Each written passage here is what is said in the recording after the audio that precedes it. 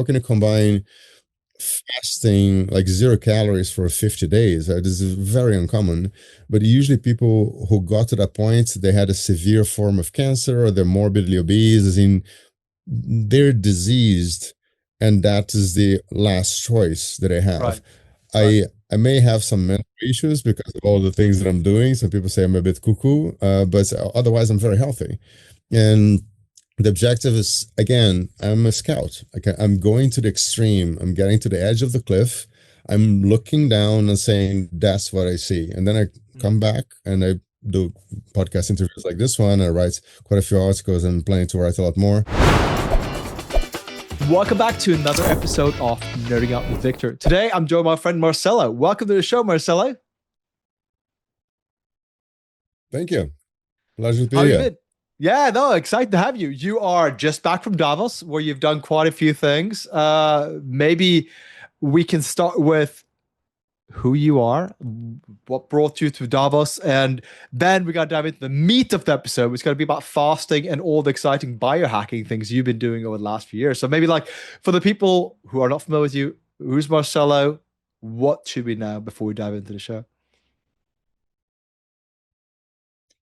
Yeah, thanks for the question. And it turns out we have a lot in common in terms of my background being technology, right? Yes. I think I mentioned to you that my grandfather was a telegraph operator of the Brazilian Navy in the 1920s, so a century ago. And then he built the first commercial radio station in Rio in 1935 for a rich aristocrat. So he was sort of the CEO and with OPM, other people's money. And then my dad was his intern, and with the skill set he learned, he got into analog television broadcast equipment. And then, as a sheer coincidence, when I started working for Accenture way back in 1997, well, it was actually 95, but in Europe it was in 97 because I was a trainee in Rio before. And when that happened, I actually started in a project for the World Economic Forum. So I've been involved with the WEF since the last millennium, but that lasted Wow. just a few days because as I had experience related to television, the project in Rio was actually building the largest television studios in the world for Rede Globo. And not many people back then with Accenture had TV in the background. They kind of kidnapped me and shipped me to London to do the analog to digital television conversion, which was the first one in the world over cable. And they ended up doing that for almost a decade, right? So I went from the Cable on One project, then another cable operator called Telewest, and then UPC, which became Liberty Media. So the first two are now a Virgin in the UK. And I kept on working with operators in general. The last project that I did was this enormous 1 million hotspot community Wi-Fi, which was one of the first in the world. In fact, the first and the second happened just a few weeks before ours, so using slightly different technology platforms.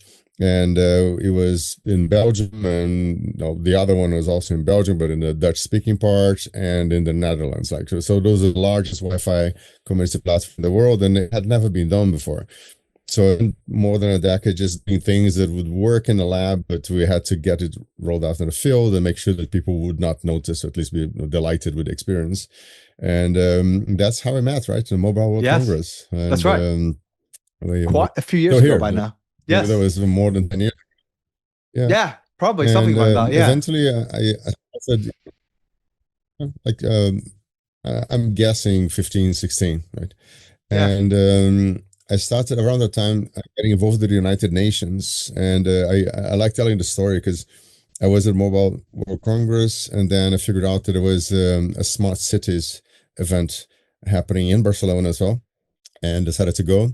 And what's quite peculiar is that I completely changed my life because I looked left instead of looking right. So I'm walking down the alley, Art Cities events, and there are hundreds of exhibitors, and there are lots of large booths, but lots of tiny ones. And one of them was the United Nations Economic Commission for Europe. They had basically no signage. There was just one dude standing there with a couple of leaflets on the tiny booth. and something caught my attention. So this is when I looked left. It's like, oh, there's some UN logo thing. Let me go and talk to the guy, and it became one of the first smart cities experts. They had just started an initiative with the ESE, the university in Barcelona. And back then, they were accepting giant corporations, mid-sized companies, but they're also taking individual experts. They only had this intake for 1 year, and that's when I got in. They had just created a thing. They tested with individual consultants, and I was at the right place at the right time, and I looked left instead of looking right. So if something like shiny object style had pointed me into going straight ahead or looking elsewhere, I wouldn't have had the life I had today, which is really quite fascinating, right? The That's serendipity crazy. of it all. And yeah, and that kind of got me into setting up a non-profit focus on telecommunications. That was my very first one. And that one was to honor the memory of my family, like my grandfather 100 years ago, doing the wireless telegraph for the Brazilian Navy, because he came from the best country in Spain. He actually had electrotechnical skills. My father as well that was working this, and eventually I started working with media technologies. So it's kind of this uninterrupted 3 generational span of technologies from wireless telegraph all the way to video on demand and streaming, which is something that I was doing around 10 years ago as the CTO of the equivalent of Netflix in Switzerland before Netflix came into this market. And I was doing all the hardcore tech stuff, right? Trying to do what Netflix was doing in other markets in Switzerland, which Right. was very challenging because it was a very small team, but it was also a lot of fun. And yeah, so the background is initially doing pioneering projects, stuff that had never been done in the field before, mass scales, usually very large clients, responsibility, leading relatively large teams doing the final integration. So you have to be fluent enough to speak conditional access, but also broadcast and also the logistics. And no, you can't be an expert in all of those when you do integration testing, but people on the other side, they must trust that you know what you need and work together so that the whole thing is seamless. And that really helps you, right? When you're too much of an expert, you can be blindsided. Right? You Mm. think you're more than you do, which is a Dunning-Kruger effect. And when you're trying to interface with someone that really needs you to be flawless in your delivery, you're just assuming certain things because you're ignorant of the scope of what actually Yeah. needs to be known. And my position is basically I'm always assuming I'm ignorant. I always have to ask lots of really tough questions to make sure that no mistakes will be made, because I'm the guy giving the key to the client saying, look, we've finished integration testing. It's now time for you to prepare a team for the handover. And that was at the beginning of my career. Right? It was in my mid 20s when I started doing this. And I Yeah. really think that it makes a huge difference. Like the ability to do those events in Davos in which there are lots of moving parts. Everything is expensive. Like if you want to have your own bedroom in Davos during the World Economic Forum week, that's at least $10,000 for 3 nights. Mm. So that is a basic room. Like it's not even a hotel. It could be like a pension type of room. And the 3 nights is because they always rent it for 7 nights and you're only using three. Not their problem, right? They're just trying to cash it out. So it is very expensive to make mistakes, which is very similar to a technology platform, which, if you try to deploy something and you have version 7.3 instead of 7.4, the whole thing collapses because the other systems cannot cope with the information that is being handed over. So it's the idea of being extremely safe when you're deploying, and it's kind of this volatile type of environment is very common in the IT industry. I think most people who work in other software industries, they don't get it, right? How much stress people who are responsible for those platforms are under. I guess podcast platforms as well, like when things do not go wrong or do not go right. Um, that's it. And I shifted then with the United Nations connection in 2015 or so, and I started doing nonprofit work. Right, so Mm. the first one is called Broadlights, and I did that with a friend of mine who's the son of the United Nations envoy who was killed in Baghdad when they bombed the UN building during the Iraq War, and we got it together because my background is telecommunications.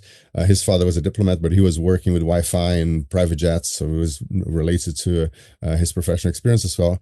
And for quite a few years, I was the main spokesperson, and there was a talking head talking about what we could do in refugee camps and other places, but never actually delivering it, right? Because it doesn't matter if you're like in my situation, I was speaking with the deputy high commissioner of the UN refugee agency, a BBC anchor interviewing us with 500 people from all the different refugee NGOs. So excellent message, great conversation, zero refugees connected. So you can talk as much as you want. If you try to do something in a segment that is considered politically sensitive, such as giving access to the internet to those vulnerable populations, they'll agree that this is important and it should be done. And then they'll make anything that they can to prevent you from actually making it happen, right? So they don't want the refugees to be there. They don't want them to gain skills. They don't want to be educated. They just want them to go. So I figured out that the technology was great. You could definitely work with like a mesh technology, and then you have a relay points until you find some fiber connectivity that gives you enough bandwidth. So that was not an issue. The issue was political. And this time in Davos, so working with someone who is working with refugees, curiously, we've been to many of the hotspots in the world, like, Rohingya refugee camps in Bangladesh. I lived in a slum in Rio where I was actually living as well, trying to do this technology project. And his angle was art, right? So he is amazingly successful because the governments, from a PR perspective, they want to show that they're not cruel. They are not necessarily willing to let the refugees suffer, and therefore allowing them to have art and getting the supplies in and making sure that all of those processes are facilitated is something they do with pleasure. So my issue when it's trying to bring technology to refugee camps is that this is something the governments would never allow. I should have aligned myself with a topic such as art, which is something that makes them look good and, of course, does not generate any additional problems. So, curiously, that nonprofit became extraordinarily useful. And all the work had done before, with the designs and getting in touch with the suppliers of equipment that can operate in very remote regions. That happened when Ukraine got invaded. So I was actually in Spain when I got the news. I went straight to Mobile World Congress, started talking to every single company out there, tried to identify who could be a potential partner, and we identified one. Was Airspan Network, so they used to own Mimosa back then. They just sold that unit to another company, but they have this Wi-Fi relay. So it's basically a point-to-point communications or point-to-multipoint that uses Wi-Fi frequency, so you don't need a license. And I think it took us a month and a half to figure it out, to do the fundraising, to get the equipment. And I was on the Kiev front line less than a month after the Russians were forced to leave. So you had the burned tanks and the shells on the streets and everything else. It's very sobering to see all that. But that was exactly when all the experience that I had, the family tradition and everything else, and all the effort that was put into telling the world that this should happen, finally became useful, right? So we managed to deploy a number of systems close to the front lines, and the Kharkiv line, which was the most dangerous one back then. And the technology worked like a charm. It was absolutely amazing. Like we had a situation where they had the specs in terms of what is the range. I think it was 2 to 3 kilometers. That was the standard format. Of course, from the supplier perspective, they want you to buy as much equipment as possible. So there's an agency problem saying, oh, it cannot do anymore because we want you to buy 2-3 times more gear.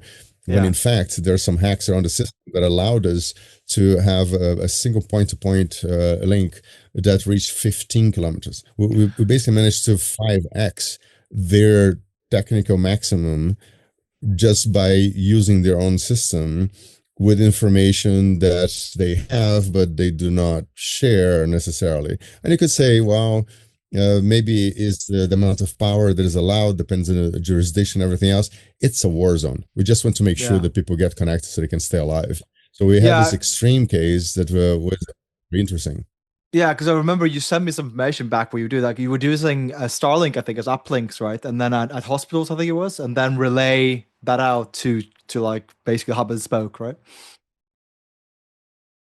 Yeah, so the idea initially was Starlinks because we didn't have the relationships established.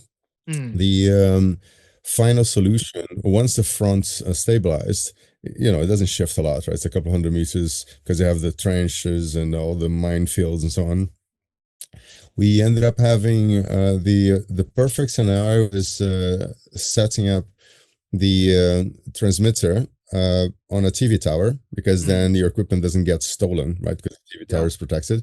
It's pretty high up, so you have a much better line of sight. You can go well above the trees, and that's usually connected to fiber. So you don't Right. need the Starlink in this kind of scenario. Right. Right. Yeah. Yeah. That makes Now, sense. what ended up happening, and that's why we had up to 15 kilometers from the TV tower, we could connect to multiple villages that were in the line of sight from the half the way up the tower.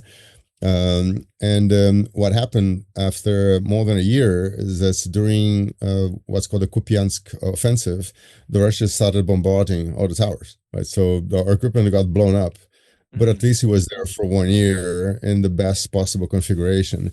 And what's really interesting about that is that it can be used in the disaster zones. We can deploy very, very quickly.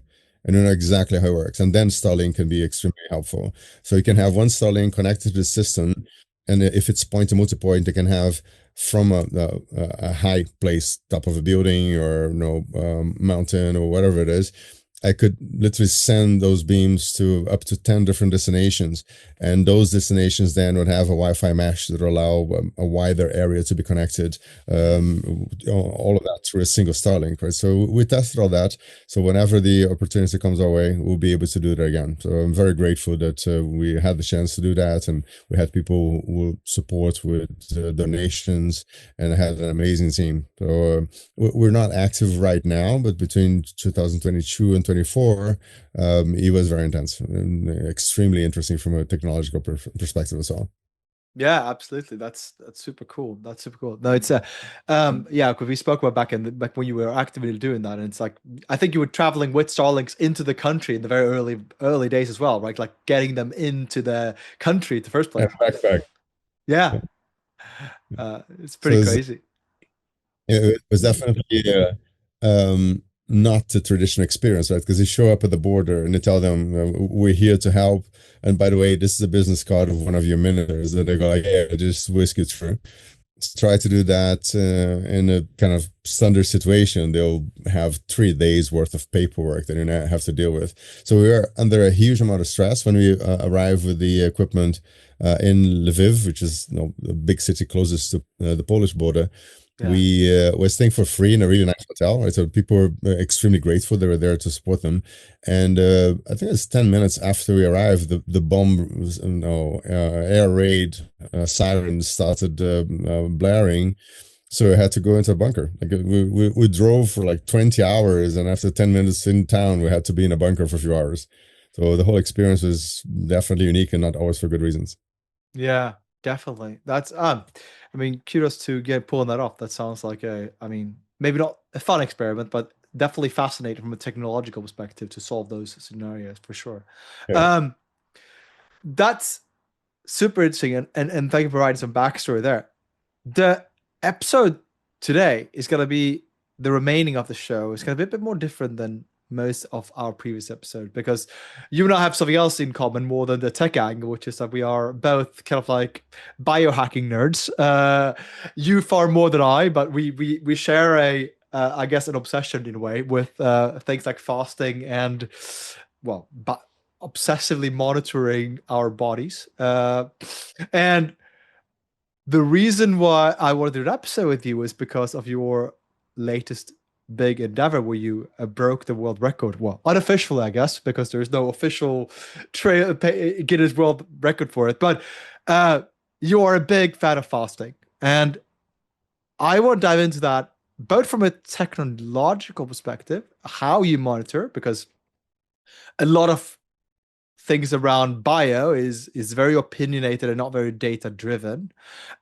You take a very Yeah. data driven approach to this, which I really appreciate. But I guess before we dive into the how, let's start with the why. Why are you obsessed with fasting, biohacking? What's your like? What was your moment where, wow, this is something that I am really well, I need to do. So like where did that start? So you have a book called The Explorer Gene, and every community has a subset, usually quite small, of people who are especially good at regulating fear. It doesn't mean that you don't feel fear, you just temper it, you control it. And that tends to come from experience, like the wisdom of knowing that once you recognize a pattern and you have solved similar problems before, you feel confident that you'll be able to find a solution. So these tend to be the people who go to the next valley to find food just in case the valley where your band is right now no, would stop providing. And those risks come with severe complications. It's lots of explorers died because they kind of stumbled into a problem that they couldn't solve. And I think that I have that, right? It's always been the case. As a kid, I'll be the one going to the top of the hill to tell people, this is what I saw. I believe that you should consider going there, and these are the challenges. So always being the first one, the scout to identify and mitigate potential risks, right? The de-risking it Mm, for others, because it's a lot of fun to do that, right? So when you're right. confronted with puzzles that are never solved before, no one is there to help you. Like you have to do it yourself. And Yeah. eventually, even though, as I mentioned before, my first experiment related to what I'm doing now was actually in Davos more than 10 years ago. And it was a cold exposure, it's not fasting. Mm, I'll quickly tell the story because it's quite amusing. But I stay in camping cars, right? Because I'm chartering a whole train with 6 wagons, and the only way I can be close to the train is to have my own venue, and that's a camping car because we're in the railway depot, right? And I have to be there because there are problems popping up all the time. And even if I could stay a little bit further away in a proper flat to cost like 10 grand, and that makes no sense, right? So we're running this as a nonprofit. So staying in camping cars in the severe winter, like it was down to minus 18 one year, is right. something I have done, and you kind of learn how to cope with the challenges.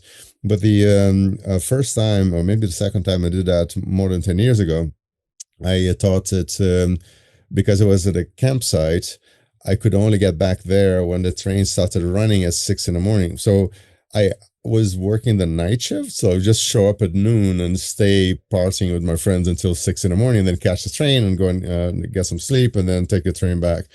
And one year, I think it was the second year I was doing that, I decided to buy a bicycle and then take it with me by train to Davos, uh, get it locked at the Davos station so that if I want to leave, say at 3 or 4 in the morning because I'm really tired, I can just ride back to the campsite, which is what I did. The issue, which I could not have foreseen, is that the shock police, like no, a group of at least 15 military police, most likely they're fully dressed in riot gear, the plastic bits and bobs to protect them against a physical attack. They thought it was very strange that you have this dude riding a bicycle at 4 in the morning during the World Economic Forum week. So they decided to stop me to check my ID. And they were there, taking the time, like at least 15 to 20 minutes. It is minus 12 or minus 13. I only had a light coat because I thought it was just going to be a quick ride. And I had to stand there. Like I didn't have the choice of saying, oh, I'll wait inside the car. I have a pushback. And they didn't care at all. Like it's not like they told me you can wait inside the bus. So they're checking my credentials and the hotel badges and everything else. And once I'm clear, they go like, yeah, you can leave. But that was actually the first time in which I had to have cold exposure against my will. And I realized that it wasn't that bad, right? And that was without any training, right? So what I'm doing now is completely different because I do it the whole winter. Like I only wear a t-shirt, even if it's minus 20. I only wear a t-shirt, usually like this one, the black, because it helped me absorb heat from the sun when there is some sun out there. And the shift was really being curious about the limits of the human body, right? So trying to understand, we have a genetic code that is identical to 10,000 years ago, or 50,000, even 100,000. When you go further back, like Homo sapiens started around 300,000 years ago, but it do have some variations and have things like, blue eyes that didn't exist and lactose tolerance. So let's just assume 10,000 years as being reasonable. These people Hmm. back then were identical to us, Yeah. and they could do really hardcore stuff, right? They were, I think, 40,000 years ago. You had hunters, Homo sapiens hunters, in Siberia. So Right. it's minus 40. It's always been that cold for a very long time. It's not like, oh, it was a tropical paradise back then. No, it wasn't. It's not like the Sahara turning green every 15,000 years. No, it was really cold back then. Yeah. And they had pelts, right? So they had animal skins with the fur that acted as thermal insulation. And all that is measurable. Like when I am, as I did, like I was in St. Moritz until yesterday for snow polo. I was in -3 with wind gusts of up to 17 kilometers per hour for 3.5 hours. Like if you enter that into any calculator, saying you had mild to severe hypothermia based on those specifications, because your thermal insulation with a t-shirt is basically zero. Like it's not Right. like I have a mammoth fur covering me. And I think it's really cool because it acts as a proxy for being in Siberia when it's -40 wearing fur. And you can Right. actually calculate that. The insulation factor of the fur versus a t-shirt and how much heat are you losing. And actually, yesterday, sorry, the day before yesterday, it was on Sunday. Um, it was the first time in which I was doing cold exposure without moving because I was just sitting with my friends watching polo. And usually when I'm doing that, I'm hiking with a heavy load. So Right. your body becomes a furnace, right? Yeah. Similar to cavemen, they're looking for food, and your food is 2 meters below the snow, right? So you have to figure out where you can go that would allow you to survive. So those were the core elements. Like I started imagining as a thought experiment that I'm a caveman in Switzerland 10,000 years ago. And for 9 months of the year, I am living close to a glacier runoff, so there's plenty of water. I can jump on nuts and find roots and get small animals and eggs. Life is good, so you're not doing much. You're detraining, so your cardiac capacity goes down, your strength goes down, Hmm. and you're used to having food and living in a warmish environment for most of the year, and all of a sudden winter comes, so your Right. food disappears. You have to be extremely good at tolerating the hunger, the cold. You are in pain because being cold is damn painful, but you also have parasites and a toothache. No, I'm sure cavemen had plenty of things to complain about. And you all of a sudden have to move with everything you own, including, bring your kids, right? Because if Right. they're age of 4, they cannot walk long distances by themselves. So you need to increase your cardiac capacity and your muscular strength very quickly to survive. And those are the 5 activities, you may want to call them sports, that are called the Paleolithic pentathlon.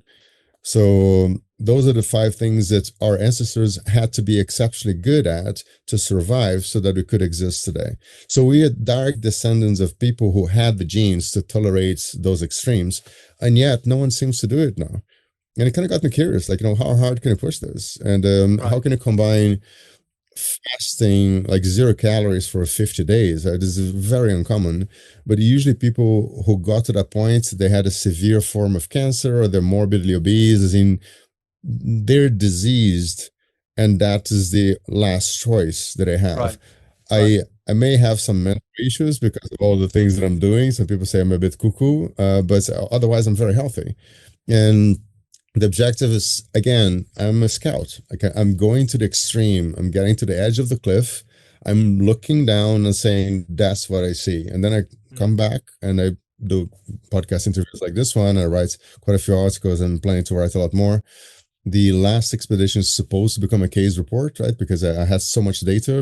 Again, I'm showing people these are 10 of the 12 gadgets I have on my body at the moment. I have a chest strap and a CGM and a few other things that are not attached to me, like impedance scales and so on and so forth.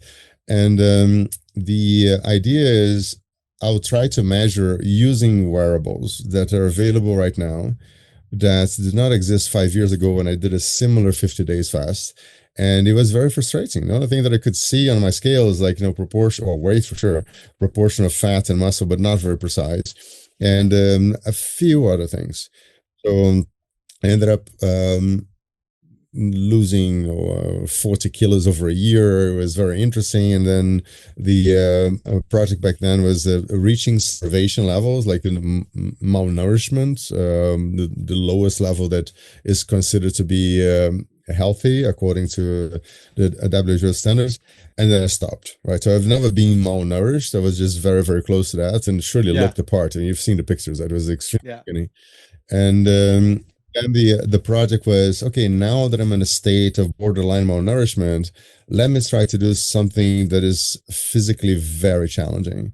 So I tried to do an ultra marathon distance after 49 days without food, and I couldn't. I did half, right? It's quite a big deal to Yeah. hike 25 kilometers in 18 terrain after 49 days without any calories. And my ligaments and tendons, they're so weak because, of course, they also get used as food. And the concern was causing permanent damage. So Right. the idea here is that I push really hard up to the point in which I'm concerned that this could cause grave harm. So if you're doing hypothermia experiments, there is a risk that you're going to have permanent nerve damage in your fingertips, right? Yes. When you don't have to go all the way to frostbite. You have frost nip, and if your fingers are feeling waxy, and you have to pay a lot of attention to those signals because there's no alarm in your Apple Watch saying you're about to get frost nip. Oh So no, you have to know what you. Yeah, or maybe your I Apple have does. that. I have from my Navy days. I actually have like my right pinky toe is like it goes numb when like it gets a bit cold. So like Yeah, I know firsthand. yeah. So that is probably nerve tissue damage, right? So Yeah. I am being very careful. So far, so good. And when I was doing this last experiment, so to say, in St. Maurice for the snow polo, I didn't notice that I was getting my core so cold because I'm having conversations. I just got invited to speak at the MIT MTech event. I spoke in Toulouse at the European edition many years ago, and now it will be the US edition. So I'm talking with MIT professors and super interesting people, mountaineers and all that.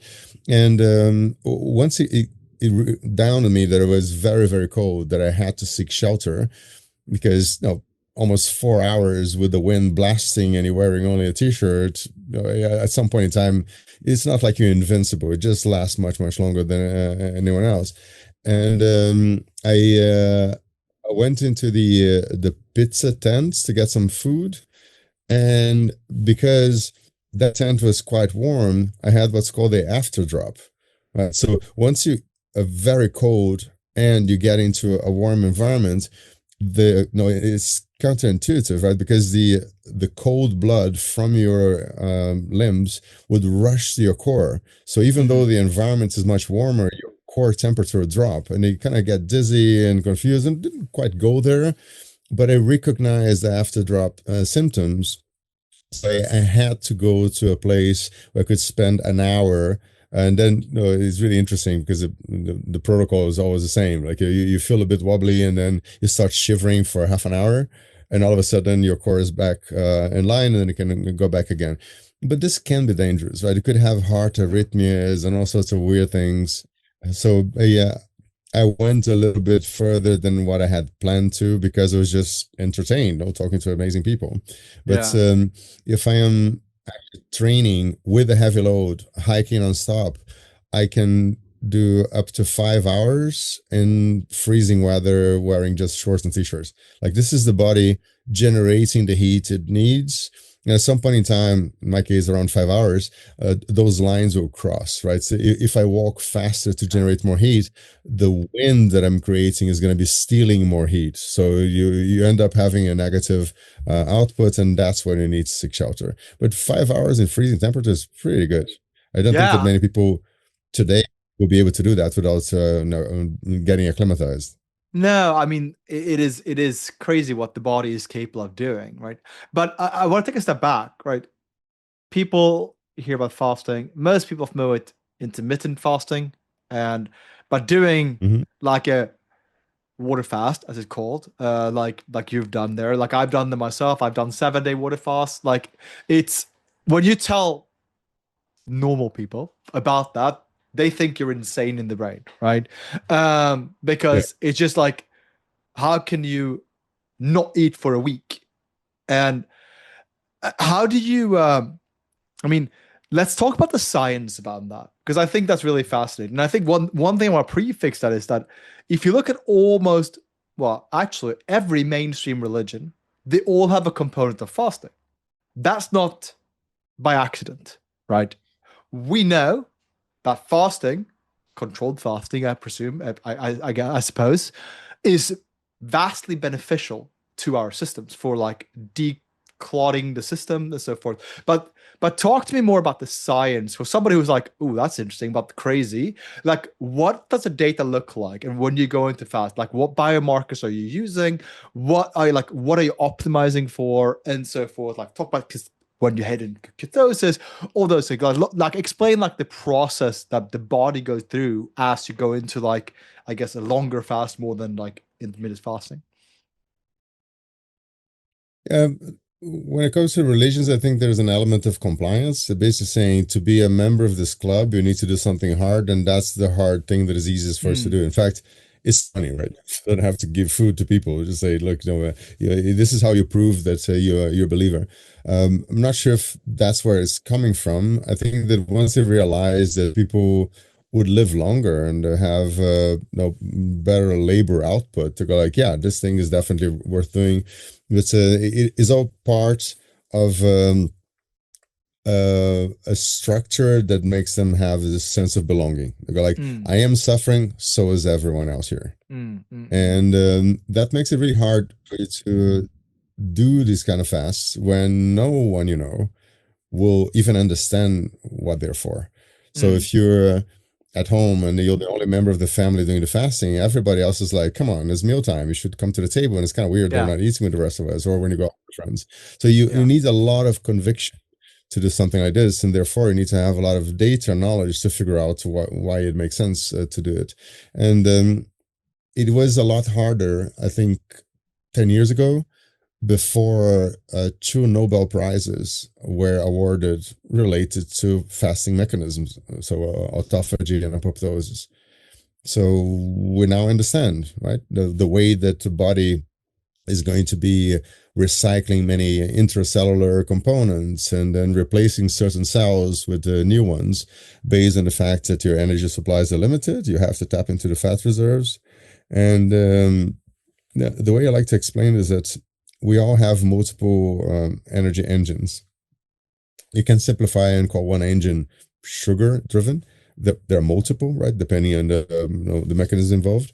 And then the other one is running on fat. And Mm. fat in this case is the ketone bodies, like the Yep. beta butyrate, acetone, acetoacetate, so they get broken down. And they're effectively all your body needs, with the exception of 10 grams of glucose that you need for your brain and for your red blood cells, and maybe for some other mechanisms as well. And that glucose cannot come from fat. So you end up losing, uh, in theory, the absolute minimum would be 30 grams of lean muscle mass to produce 10 grams of glucose through gluconeogenesis. So the vast majority of what you're doing, if you're doing something really hardcore, I did half a marathon a day with no food for 50 days. I had more than 1,000 kilometers with 0 calories. That is basically all you need for muscles and for every single other system. Your brain and red blood cells will need to have some sugar. So you could say there's a maximum limit of fat that a human body can oxidize to turn into energy. There's an absolute minimum amount of muscle that you're going to lose if you want to feed the brain with those 10 grams of glucose. And my experiment this time, which is the outcome of many other experiments, was to figure out what is the toughest thing you can do while you fasted, and how would the body respond to that. And it turns out that from my calculations, I managed to reach this maximum fat oxidation limit on average for 50 days. So I have to figure out, of course, you're using wearable, not super precise, and I should be doing that in a metabolic cart. I don't think anyone's going to hike 1,000 kilometers in a metabolic cart. It's going to be fairly uncomfortable. So I'm okay with what I have, right? Because it was hard enough the way it was. Also, and, relative data is highly relevant as well, not just absolute data. Yeah, and it's also the trend lines, right? It's trying to figure out if all your devices are going up and down at the same time, or if you have some discrepancies. I don't care if one says 2 and the other one says 3, if they kind of go up and down more or less with the same proportions. So it's just an algorithm, a choice that the manufacturer decided to pick. And the outcome, one of the most interesting outcomes of this last expedition, which is basically hiking the whole Camino de Santiago without any food, right? So 0 calories, but I was taking electrolytes and vitamins. That was another experiment that I call the Lost Explorer. And there's a third experiment, which is basically the divine inspiration, whatever you want to call it. It's the fact that I understand the physiology, but where is the motivation coming from? Like, why would a human spend, in my case, 50 days plus the preparation, plus the recovery? I mean, it's been 4 months of my life to suffer every single day for 50 days under the baking sun of Spain. I mean, it's counterintuitive in the sense it's like, what's in it for me, right? Other than learning and be able to share those lessons learned. So the divine inspiration angle for me is trying to find a bridge between science and spirituality. Like, is there something that is part of the motivation because of the greater good? Like a sense of duty. Like I can do those things. I'm not aware of anyone else who could do what I did. It's probably the first time in the history of humankind that something that happens. So it just feels really important. It feels like I have to do it because I could learn so many things, like going to the next valley, to figure out if there's food to feed the tribe. And those are the 3 main elements. I think the caveman one, like the outer boundaries of genetic capabilities, is the one that is the most measurable. The Lost Explorer is in fact testing a stack of electrolytes of salt, potassium, and magnesium, plus lots of vitamins, right? And I'm trying to figure out if I give a person who's lost in the field a specific number of pills that are very light and easy to carry when you're going to those expeditions.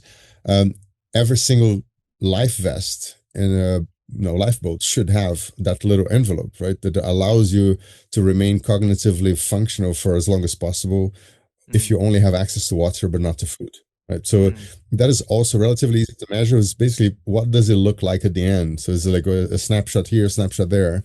The caveman experiment has so many variables, like your metabolic age and biologic age and HRV and the stress proxies for cortisol. So that, I think that from nerding out perspective, that is definitely the one that is most interesting, because the spiritual one is very much about mood journals and how you're feeling, and very hard to quantify. So these are the 3 main angles, but I think that the one that we can focus on is on the data that I managed to collect.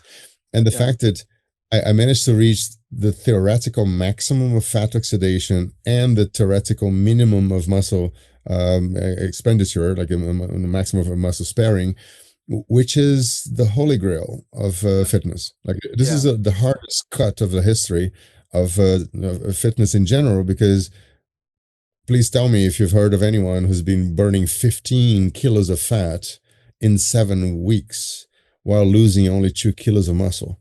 Yeah. Like every single fitness professional I talk with, they go like, "This is insane. Like theoretically possible, but it's never really been done in the field." And Yeah. what's really curious is that lots of animal studies have been done. So I'm basically the biggest ape that they tested with, like not in the lab, but I feel like I'm the only human who's now showing what happens to corroborate something that has been done with the animal studies to prove the maximum fat oxidation, minimum of muscle use, and so on and so forth. And I believe this is very relevant. Like people don't have to do something so hardcore. The message is, if you're going to be doing longer fasts, like more than 48 hours, you're doing 7, which is great. I think this is the sweet spot. Yeah. I do 50, like I've done 2 50 day long fasts. The first one was on average, I think 5,000 steps a day, because I'll be mostly chilling at home, and then you're losing a lot of muscle, right? If you're not out there, it's signaling to your body that you're looking for food, your Yeah. body's going to use muscle as food. So I was doing Nordic pole hiking, so full Mhm. body workout. And I think this is what kept my muscles in shape. So if anyone wants to do like a week-long fast, I would highly recommend them to go hiking. It doesn't Yeah. have to be hardcore, right? But this is what allows them to maximize the benefits. Yeah, I mean, for me, the reason why I got into fasting in the first place was purely about, I mean, longevity, right? It's about making sure my body is detoxed, right? And fasting is probably the most effective way to kind of reset your body, right? And for me, what I'm really optimizing for when I do this stuff is really is like, I don't want to live until I'm 200, but I want to live until my 70s, 80s, and really Why not? well. Why would you not want to live into 200 if you have a healthy, Oh yeah, oh, I'm not. I'm not saying I'm not saying I wouldn't want to. I'm just saying it's not what I'm optimizing for, because that ultimately comes down to what the size looks like in the future, right? Fast, all the amount of fasting in the world is not gonna make you live to 200. So that always comes down to like what the size looks like in our lifetime, then presumably, right? Um, but I think for me, one thing that you mentioned recently was the PhenoAge, which is a real interesting calculator, right? Of like what does your actually biological age look like, right? Because that for me, those are more interesting variables than most. Like, how do you figure out, how do you quantify, like every single wearable today will have some kind of like proxy for your biological age, right? yeah. um Tell me more about that, like PhenoAge. How does it compare to, what is it, first of all, I guess, and how does it compare to the other benchmarks? And presumably you are tracking it across multiple types. So, like, how does it actually correlate or not correlate? Yeah, the thing is, each organ will age at a different speed, right? Mm, So I need reading glasses because my cornea is getting harder and doesn't focus as well. I have trouble understanding people in very noisy environments, right? So I'm assuming that those two systems, they're aging on par or maybe a little bit slower than what other people would experience. I don't have a lot of gray hair, right? It's like I'm 55 years old and most people are quite gray now, but inside my body operates at a much younger age. So the metabolic outcome that I have with Hume, because I use their scale and the band, and mm, they kind of match the results to give you, I would say, one of the best, most precise results you can have, because you're using 2 different gadgets to get us information. It says that I'm 28, right? right. So you go like, okay, no, from 55 to 28, it's a massive jump. And how does that work? Like, it depends on how they define the algorithm. Yeah. So the one thing is from 2 weeks ago, I did a VO2 max test for the first time, Hmm. a metabolic cart to the mask and the measuring your lactates and so on and so forth. And They're first very puzzled because my lactate results were very weird. And I'm coming out of 50 days of fasting, so it could be related to that. In 3 months, we're going to do it again and try to understand, was that a blip? But it just did not make any sense. However, my maximum heart rate, which is something that typically people say, oh, it's 220 minus your age. And then when you're doing your zone 2 training, you should be between 60 and 17% of that number. Mine is 27 years old. So, bit of an issue there, right? So, Mm, my heart behaves like it's half my actual chronological age. So, mm, my whole life, I've been under training because I'm assuming that once I reach a specific heartbeat that is 70% of my theoretical maximum heart rate, I'm in zone 2. I'm not. I should be going much, much higher, like 27 to 28 BPM higher to actually get in zone 2. So I've been mm, struggling to get my VO2 max up. I was like, I'm doing everything right. What is the issue? The issue is that I'm not normal according to that specific criteria. And when you kind of throw that in GPT, you say, well, can you tell me the maximum heart rates of masters athletes and senior masters athletes and everything yeah, else? And the outcome, and I learned that 10 days ago, is that even at the highest levels, like the very best senior masters athletes in my age group, I'm still an outlier. Like I'm still 0.1% of the very best of them. mm, Where is that coming from? I don't know, but it does explain why a human thinks that I'm 27 or 28 in this case. I yeah, was 27 once and now it's being most 28. So maybe that's what's being measured, right? So if the algorithm is saying, well, your heart is really good at going up very high and then coming down very fast, you get a better score. Does that mean my kidneys at 27? I don't know. I yeah, I do know that when you're fasting, all the trash that you have inside your cells will be processed, right, to yeah, become energy. And the kidney doesn't really shrink that much. The liver shrinks like 15 to 20%. So your liver is being used as food because you're not eating. You don't yeah, really need a liver, do you? So yeah, it's obviously not losing the basic functions.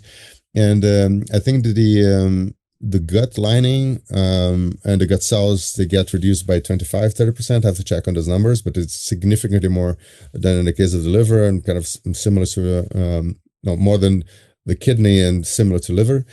And then you have the thymus, which gets reduced by up to 65%. So mm, the thymus, where your immune T cells are being produced, shrinks by 2/3 while you're doing the super long fast. And that's probably because of thymic involution. Like as you get older, the islands that produce the immune T cells, they get surrounded by fat. So you're just using that fat as food. Therefore, it gets much smaller. But the one thing that happens that is super interesting and not trivial is that you get that fat back, right? So it's not like your cell production capacity goes up, but you start producing more naive T cells. So they're better at fighting infections because mm, they are more trigger happy.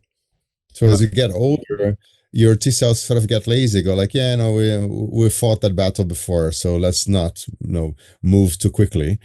But if your T cells are naive, they go like, no, I don't like this guy. I'm gonna smash his face. And that allows you to be more responsive when it comes to fighting infections. So I recover from any sniffles very, very quickly. I'm not sure how that correlates with thymic involution and the fasting and everything else. I'm just happy that I recover faster than everybody else, and I feel that the very long term fasting is part of it. I do it once every 5 years. It's such a massive shock in the yeah. system that I do not want to do that too frequently. But 7 day fast, throw them my way any day. Yeah, I do it. I used to do it once a year. I used to do it like the weekly after my birthday. I used to do like a cleanse for like a 7 day cleanse. But I actually skipped it last year because to your point about uh, well, it's really difficult in a social environment particularly if you run a family, like it's really difficult to do. But the other thing that I reassessed and actually changed my strategy this past year to doing I do 1 meal a day instead. Keto plus 1 meal a day. And I do that for a longer period. That's So very good. like, yeah, that's what I do permanently instead. So like I switched from doing a 7 day fast to like permanently doing 1 meal a day plus keto. Um, and the reason is purely sustainability, right? Because like I felt like I have so much stuff going on right now that I don't have the bandwidth to go into a 7 day fast because your productivity is like tanks after like 48 hours. Like you could probably do like walking, like you mentioned, that's fine. But trying to do any like critical thinking or like doing any like hard work, I find extremely difficult. But I'm curious how you find that. It was actually okay. Like I was on average hiking half a marathon a day. Yeah. Um, it, it's an undulating terrain, but over 50 days, you go up the equivalent of two Everest, right? So it's a Yeah. 16 vertical kilometers. And I was having conf calls. Like I was not very active, and I sounded like death incarnate because your tone of voice goes like this when you're so exhausted and everything else. But cognitively, it was fine. Like I could definitely understand what we're saying. I would intervene whenever required. It's just scary as hell when I open my mouth. People are like, are you okay? It's like, define okay. I haven't eaten for 5 weeks. But yeah, so I remain functional, which is Yeah. amazing. Yeah, because I mean, some people, because I have a lot of friends, a lot. I have a few friends who do also fasting, and some people say that once they hit ketosis, which you happen about 48 hours into a fast, right? Then your body switches to energy source. They feel clarity. I can't say that I feel that, but I know some people do say that they feel clarity as they hit ketosis. I'm curious about your thought about that. Oh, for sure. Yeah. So after 2.5 days of my trick to get into full ketosis is to start on a Friday afternoon. And Hmm. then during the weekend, I just binge watch all the cool films and things that I wanted to see for a long time. So you Yeah, distract yourself during that transition phase. And yeah, when you wake up on Monday, you're good to go. Like, as in, I know based on previous calculations in terms of weight loss over very long periods, the regression curve is very neat. Like you have the yeah, straight line, even if it's zigging and zagging quite a bit. And based on all the elements I have at hand and knowing my body and how I respond to this kind of extreme fast, I could have gone 100 days. I stopped at 50, but I could have fasted for another 50 days until I start having organ failure. And that's crazy. Like for almost a third of the year, you can yeah. have no food. And that's what our bodies are designed to do. Now, we're the descendants of the people who are capable of doing that because otherwise they wouldn't be around. I was just gonna say 'cause it's crazy in the sense of what we're used to in the day-to-day basis, but using your narrative about the caveman, it's really not that crazy. That those were the harsh realities that we lived through, right? Yeah.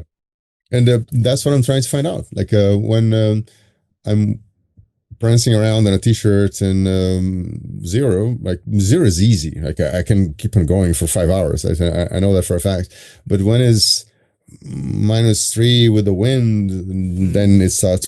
Once it's dangerous very fast. So you have Yeah, to know what you're doing, and you need to understand the consequences and how to respond to those. But they had to do that because that was the only option, right? So yeah. what I need to do is to always do it in a safe place so Mm. that I can rescue myself. Like, and if enough happened of me collapsing or anything more serious, but if it does happen, people are around and they'll know what to do. Yeah, And that allows me to do pretty extreme things that will go to the edge of what the human can do. The fact that I'm healthy and fit and everything else is not the case of someone with this severe cancer, stage 4, and that's the only thing they can rely on, or morbid obese. That's probably helps a lot, right? So my yeah. body is more equivalent to a standard caveman than those who have a very severe disease, and that makes it more relevant. Like Yeah. anyone else who's not diseased should be able to benefit from the lessons learned, and it's usually going to be a scaled down version. Maybe it's like Yeah. a 10x version. So don't do 50 days, do 5. Don't hike for 5 hours in a t-shirt. Maybe remove 2 layers from the clothes that you usually wear for specific weather situation and feel uncomfortable, right? Until you can figure out how your body would respond to that. And then Yeah. you can evolve this metabolic adaptation to allow you to do things that you didn't believe that you could before. Yeah, but I think that ultimately this comes down to willpower, right? I mean, when people ask me like about like fasting or stuff like that, I'm like, it's not something I would recommend to people because it requires a very, very specific personality type and someone who's like, because it's all like if you're doing a 7 day fast or like a year longer, you need to be in a very special headspace to do that because most people would give up, right? That's just the reality of it, right? And I think that's the important part. Like yes, fasting is very beneficial, but you really need to be convinced intrinsically that this is something that you really want to do because it would be lying to say that it's easy, right? Yeah, I mean, you can definitely train like zone out from the difficulties, right? Yeah, So when you're doing it with exercise, like yeah, this is really, really tough. But that's exactly what you're supposed to be doing. yeah, Like if you have no food 10,000 years ago, you are desperately looking for food, meaning yeah, you're moving, you're doing hard things and so on. So my hack is binary. Like that's what I have. So there are no pills, there are no coats, there's nothing that could make it easier for me.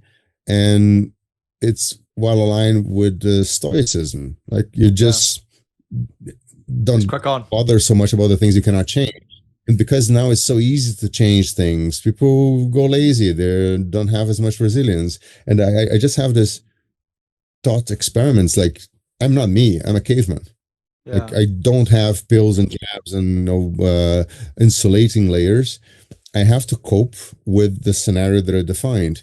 And I think once you have those binary choices, which fasting is, right? It's like 0 or 1. Either you're eating or you're not eating. yeah, You will force your body into hormesis, like this very uncomfortable but yet very useful state in which you're cleansing yourself and you're yeah, kind of shocking the system. It's the same as going for a jog, right? But without harming your knees in the process.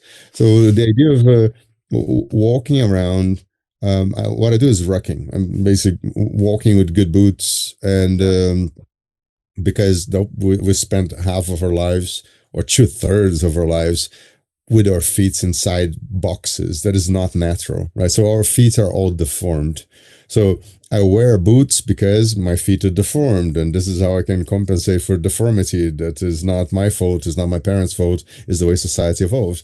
So I tried once to hike 50 kilometers in a day wearing sandals because Roman legionnaires could.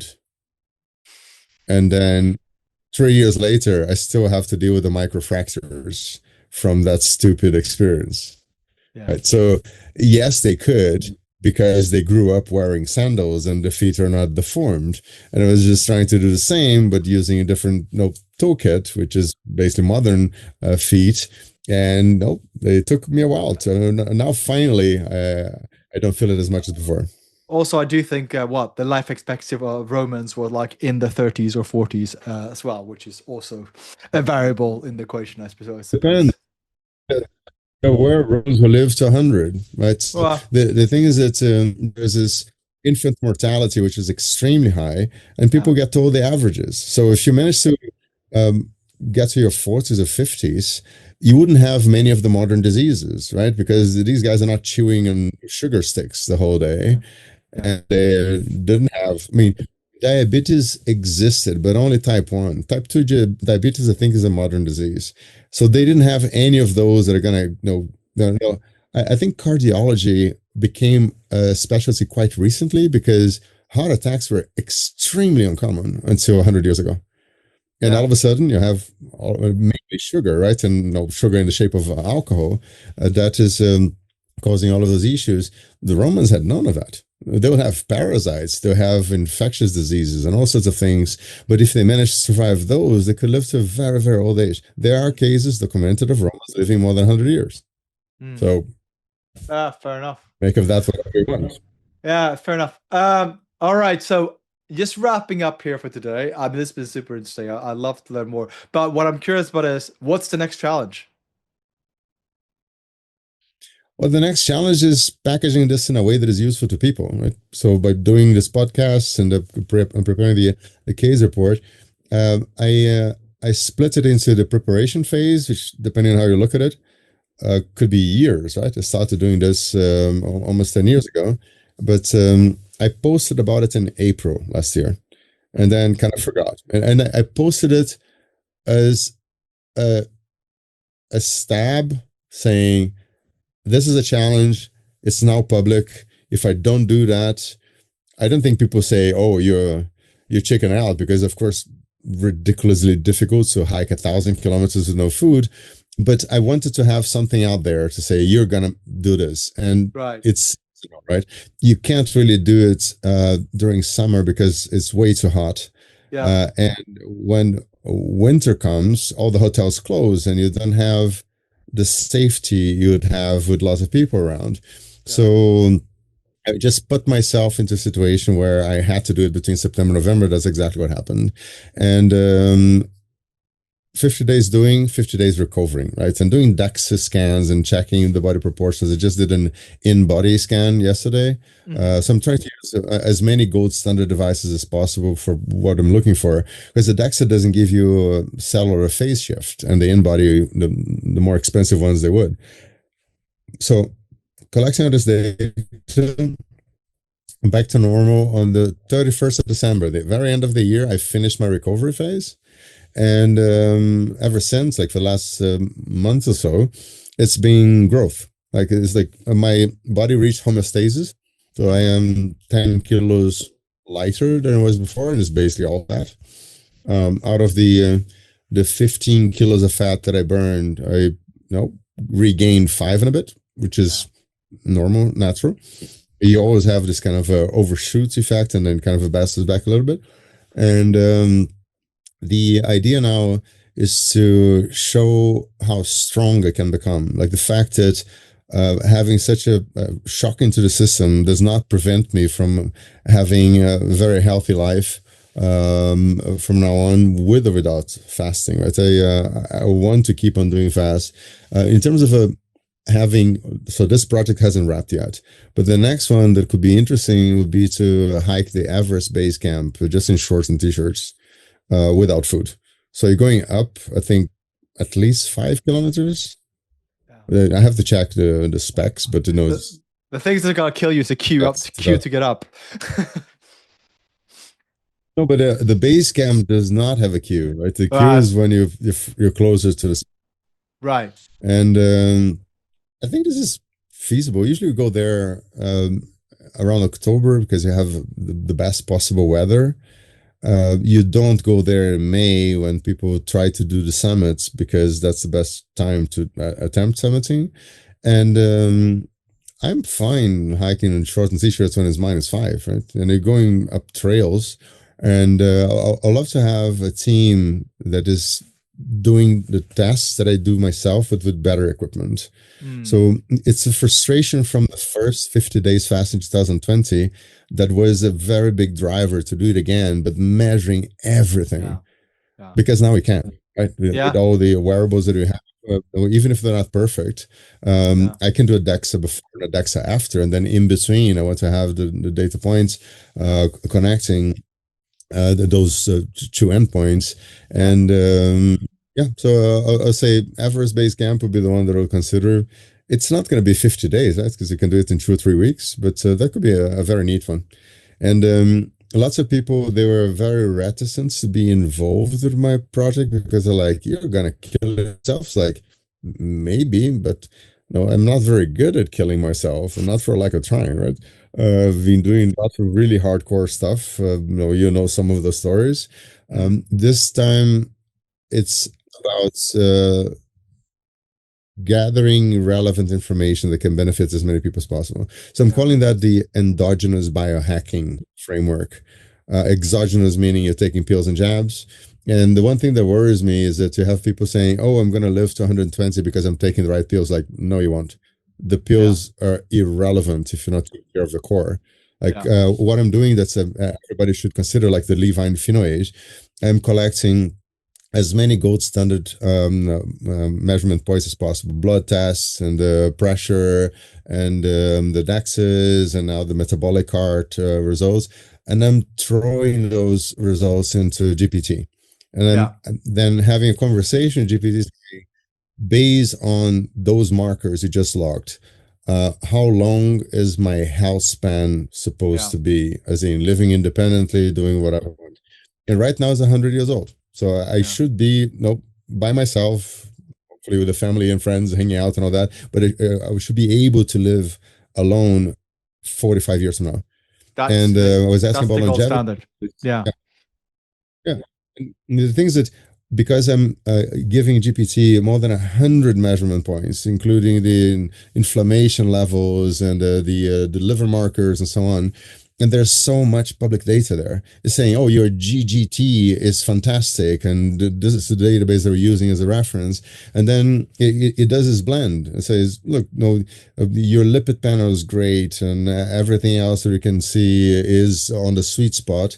So it doesn't have to be like my maximum heart rate, which is insanely good, as in is an outlier even considering the elite athletes that win all the gold medals. I'm still in the 0.1% in that category. This is freakish. I have no idea where it comes from. I would love to know more about that. But everything else blended gives me a longevity of 110.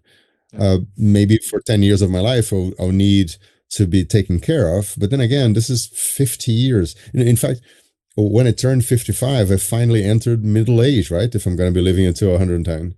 And that gives you a completely different perspective. So I highly recommend that people collect as much data as possible, Yeah. throw that on GPT and ask, how long am I going to live independently and my total lifespan?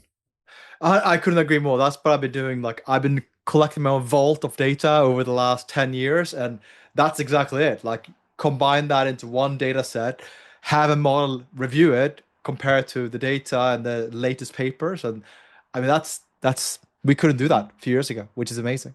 Oh, it Marcelo, could, but it has to be. Yeah. yeah, You need to be very well. Now you pay $20 a month and you're good to go. that's right. That's right. Marcel, this has been a pleasure. I would love to have you on at some point in the future doing some more deep dive into your biohacking. But thank you so much for coming on the show today and I appreciate it. Have a good one. Talk soon. Okay.